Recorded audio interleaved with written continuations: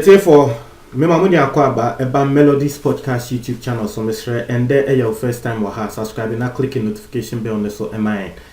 Now we are latest news be about onsa ebeka na chese ye kuye ni no.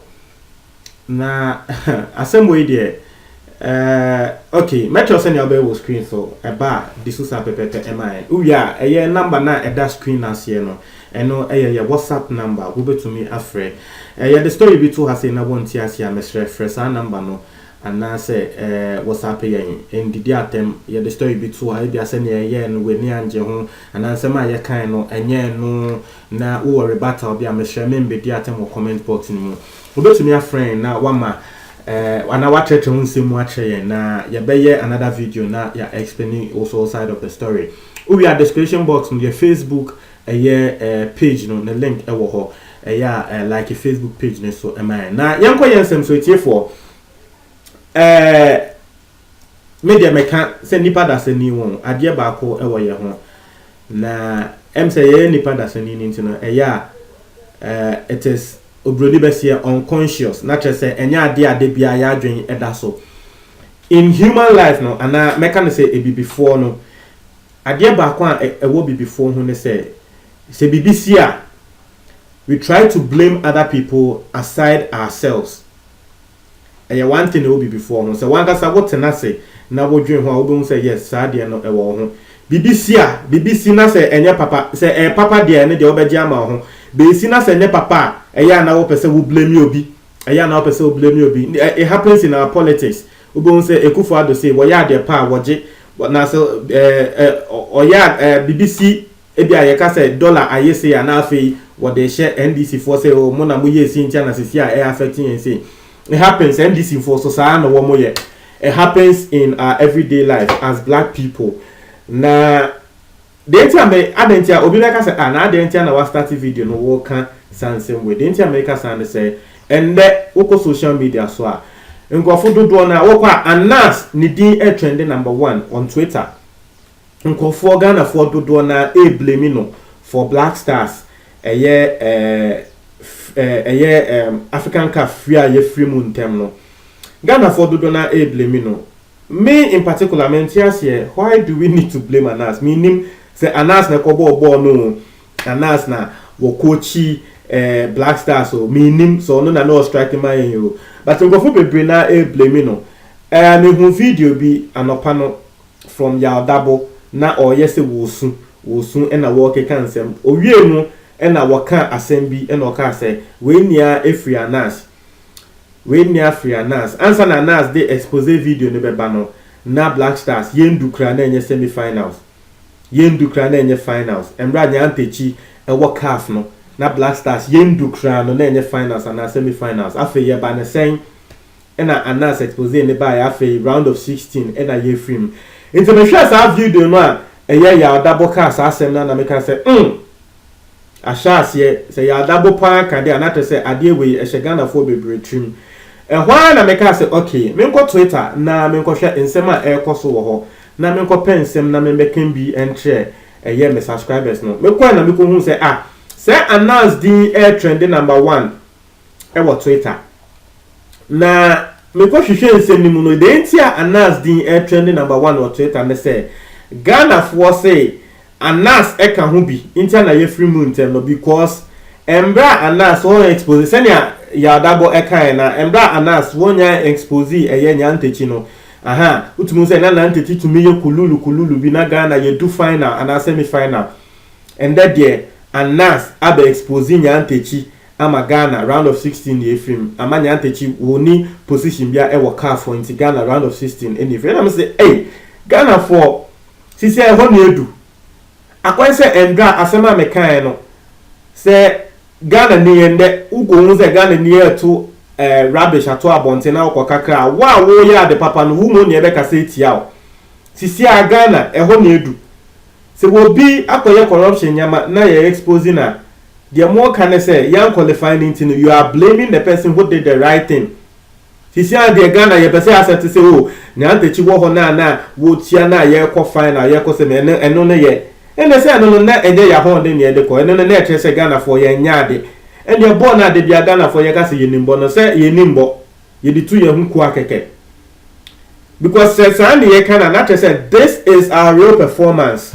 That's it say Nyantechi anyone Kululu Bianco sono, Nanka round of 69 ye be film. Into Ghana 4% no chess and Nanka Kululu enko winnie cap na said then. Now the Kululu we near there. We need AC danger. Because we ye ade na we need kind. And I would winnie ya and it no a bambro so because when him say what the wawa horn ding in the winnie. Now the Kululu ya de no winnie say any day we need you because me say me Kululu na me winnie there many be see daje many enje that because when you say my horn ding me fa lawyer and I me dey shame inti yende Ghana for try chabo and say social media dey for enye easy na say no ne tintin any ne tietia na say Anas Arimeyaw Anas Ghana for chabo no say wono eka ho na ye film eye ono ka na Ghana for African Cup no ye film in terms no because embra won fa expose number no na sebe Ghana ye final na semi final because na one thing is for 6 years consecutively no Ghana at least ye ndukra no na semi final. What you say for 6 years consecutively. Not just say bohon bro for the consecutively. Not just say bohon. Yendu krano na na semi-finals. We have that record. Inti go fusu say some running na yemra nyantechi eko rakaf mu. Aside say nyantechi na bo Ghana football so no. Na bo sanso penny eba African football executives na. Nyantechi ye penny. Inti go fu esusu say saa 6 years ni nia no aha na nyantechi oyeye nyama bi wase a ema Ghana koinim na se ende Ghana yentumi ankoinim dia na chese expose na anasie na nyantechi yeyi ni free car for no eno ena ma wo bia entumi anye Kululu ena Ghana for ye kodu ho ona me say inti nipa wote na se na wo kan sembisi a sebio wenije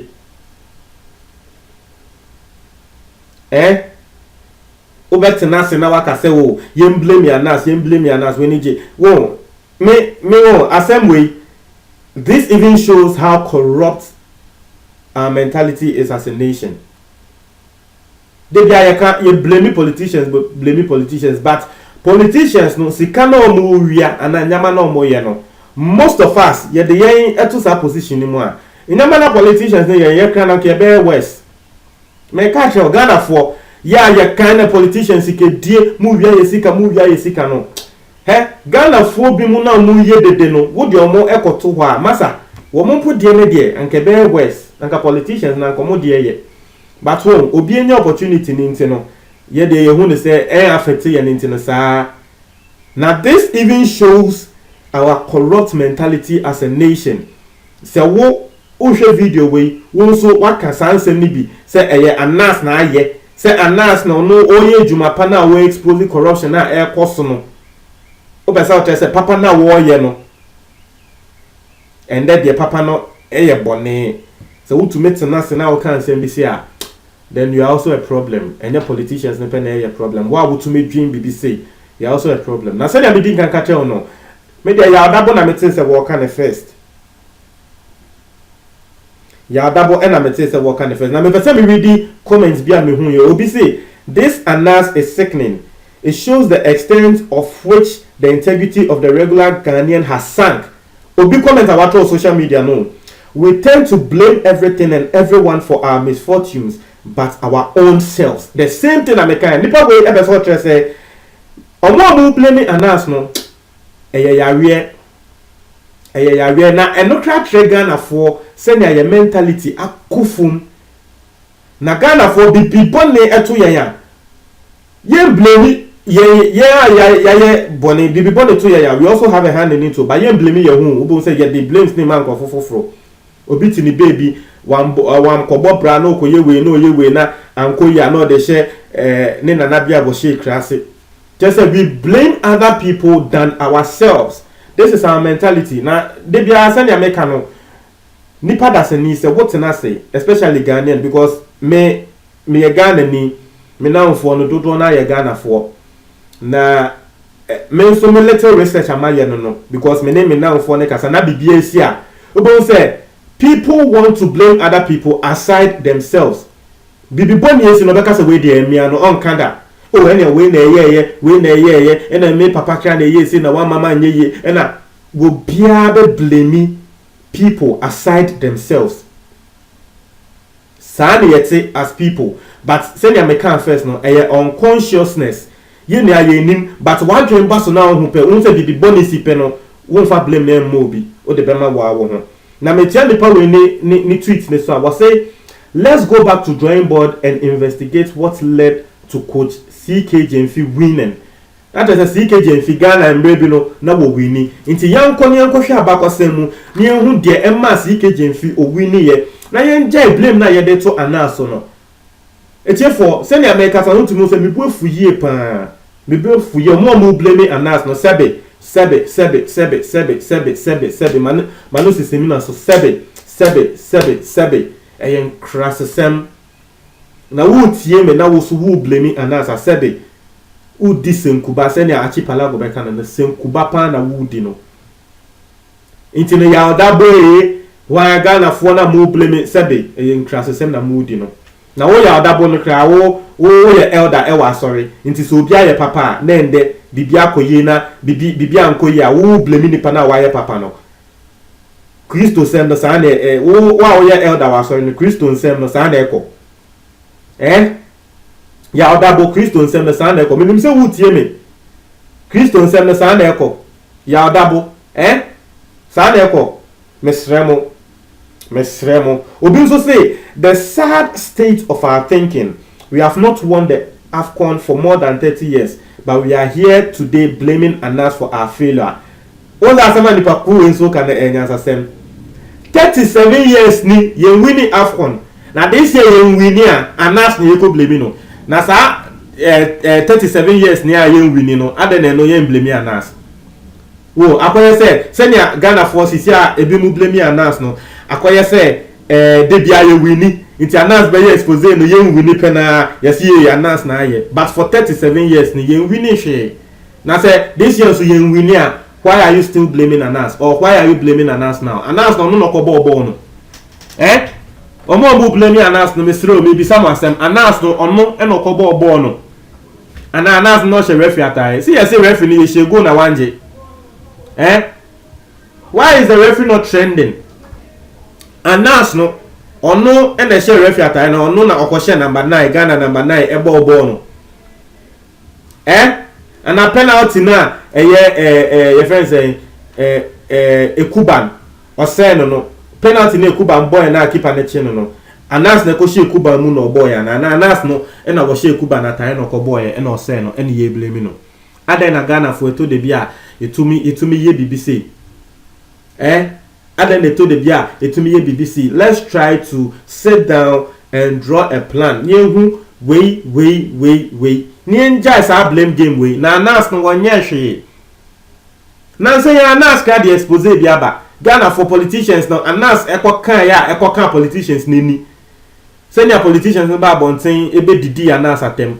Na say Anas akọ another orphanage home bi na nkola no senya ye mo treat you no sebe ejanan ye de man kola no mumudi Anas new expose no sebe etiefo sebe ejanan ye de man eye nyanka ba emomudi Anas ko expose sa nyama we ni a wo ama gender minister kraka say nipa wo hwe sa orphanage home no ye nkochi no nti ano so ye pese ka say wo de Anas ye no enye aden ye te sa Omai we aden na eto de bia yetumi ya ade ma na ye nipa ya krasa adodo de bia Kofi TV asema Kofi TV kana afiansa me maji atum Kofi TV se Ghana saa ne yete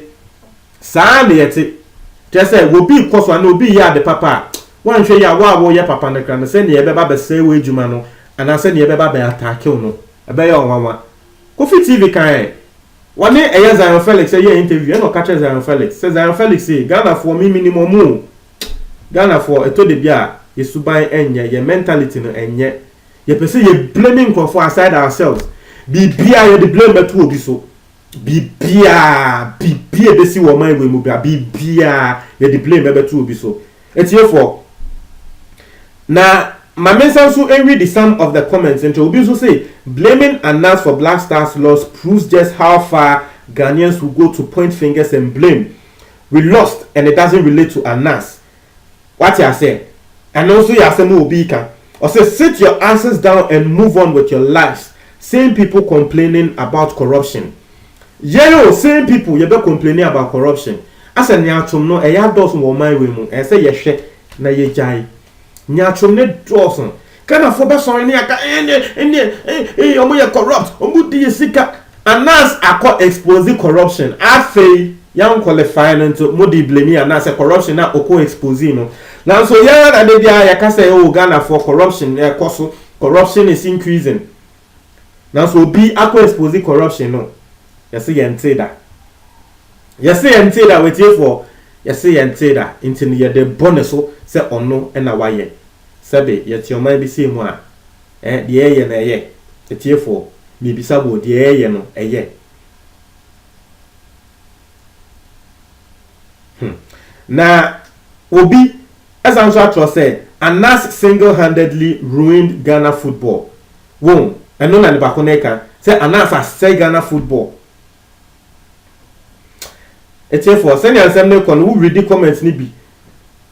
Who read the comments ni bi ene ensem ankofo e kan fa Anas one. Ububefu ye pa if you are also very passionate about this country.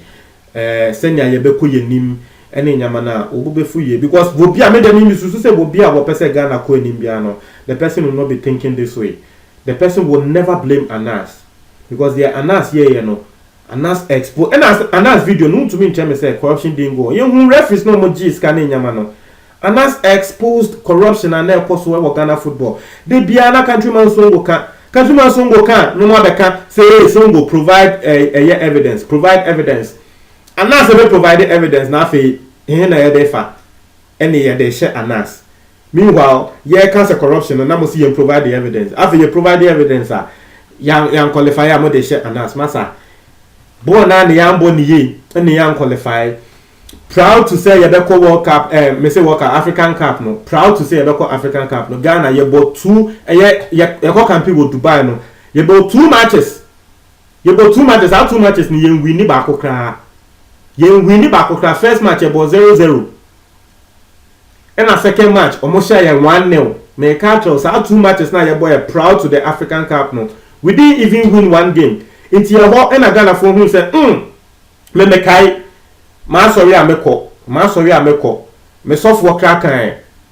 As I know there 2 matches, no share no cast, Afcon way dear Ghana, you don't quit anymore, say papa. Ne crenso, we will be our share ball, or share some pre matches no before a year called African Cup. Now, Obon said, Daddy, Charlie, we are not prepared. The Obon said, oh, we are not prepared. Mentally, we are not there. Countryman son go crab a kind. Or say no be about tournaments. At least 2 matches no there. Winning na 1-1 cry. You won't say we winning, but when we need back compo o draw ye. Until no near the ball Afcon match na first game your ball draw, second game your ball draw, third game nyame adom ye winning 2-0 bia ye de top ye group no fi say na ye group me kra no na enhye da enko yesa na nkrofo so bobo draw. What you say? Intino sa na ete Sanity proud to the winner. We all saw it, Massa. We all saw it. Inti my fa blame him be show be. We weren't prepared enough. Inti ye better nasi. Sisi abe hunza go focus yen saki kwesi apia air trend cra drop that coach air trend sisi number 1 on Twitter. No, and then number 2 and announce the number 1. Inti drop that coach air trend number 2 on Twitter. Inti no sisi no Ghana for epese ye drop kwesi apia. Yen tenase ni enhwe se ni ebe ye ama Ghana Black Stars team no akwenim ati ase nti no yenja blame games no na blame games dey mbu obia blame game na ye blame masa mbu obia yenja na Anas no me de bonye boni bia nti chewadwen e wo comment box no tie for me da say